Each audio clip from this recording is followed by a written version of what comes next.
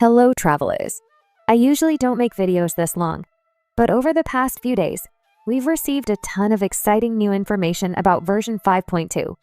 So, instead of making several short videos, I decided to compile everything into one video, so you won't have to hunt down different pieces of information across multiple videos. Now that we have all the confirmed details about what's coming in 5.2, this is the perfect time to dive into all the exciting features in the upcoming patch. I still remember when everyone thought 5.2 would be a filler patch because it doesn't have an Arcane quest.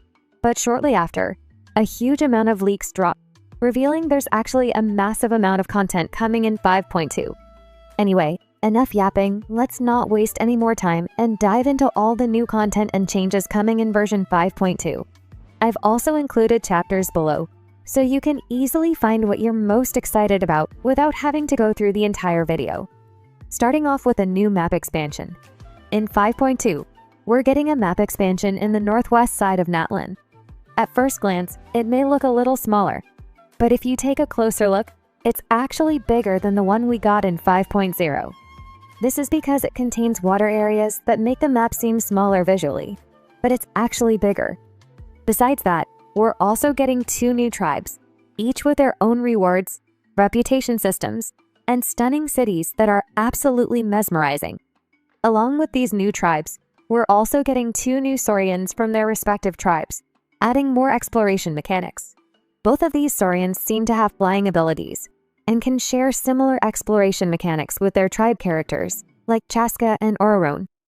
For instance, it is similar to how Kinich and Milani share same mechanics based on their tribe's Saurians.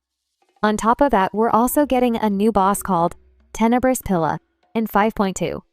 If you're thinking this is just an ordinary boss, consider thinking again, as this boss is no joke for casual players, as it requires strategy and effort to defeat it.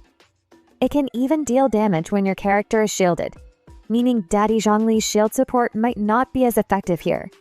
Also, the boss can transform itself into different forms, making it look pretty terrifying. I've personally named it the Ghost because of its shape-shifting abilities, as it can shape-shift itself into different world bosses. Now, let's talk about some of the new features in 5.2. This time, it seems we're getting a major upgrade to the treasure compass. If you're familiar with the treasure compass, you know it usually only shows the location of chests. But in 5.2, the treasure compass will also show the location of hidden chests, sealies, and trial challenges. So no more endlessly searching for hidden chests and challenges. Also, fishing is making a return in Natlan, and I'm really excited about this. Now, before you think, how can fishing be an exciting activity? Well, I agree with that. But this time, it's not just fishing. We're getting a whole new online fishing system, and on top of that, we can also do fishing in co-op.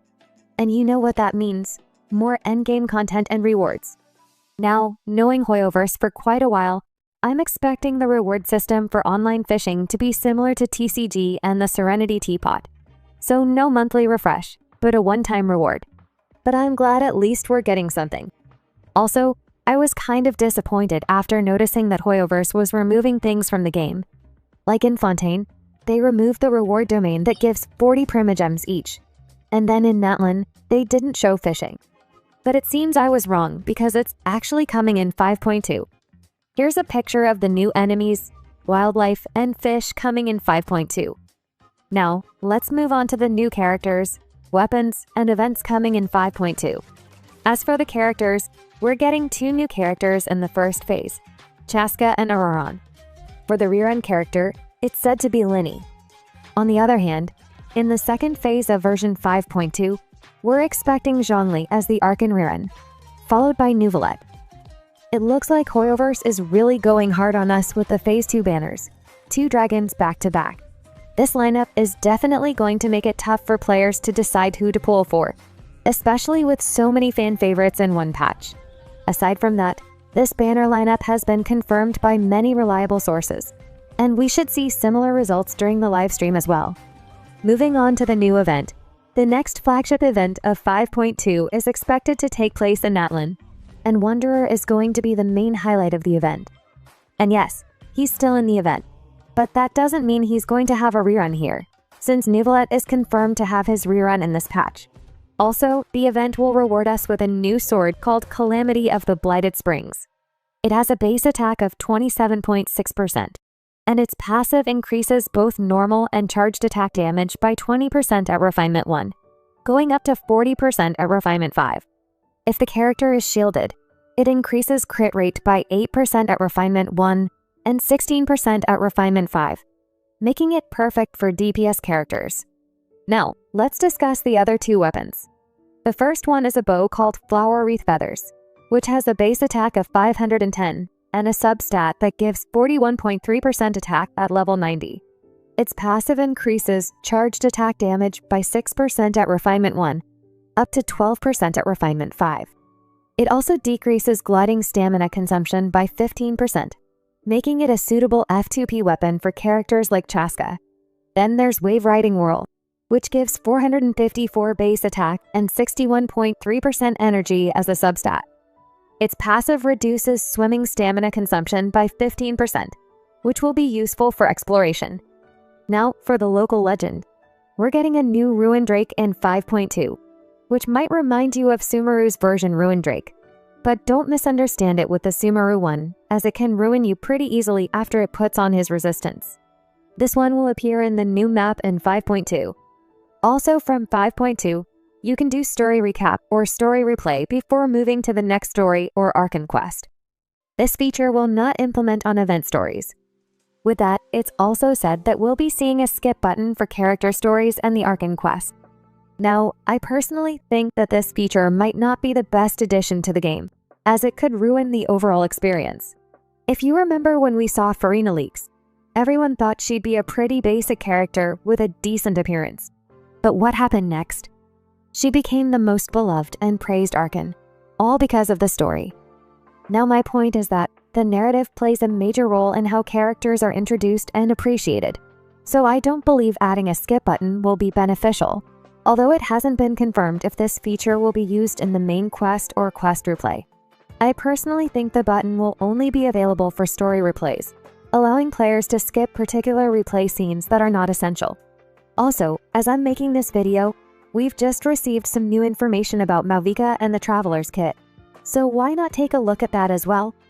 This time, the source is HXG. According to them, Mauvika's elemental skill has different modes.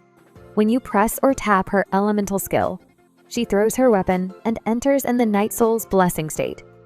Also, while in combat, if you press or tap her elemental skill instead of holding it, the weapon changes into a sun torch and throws fireballs.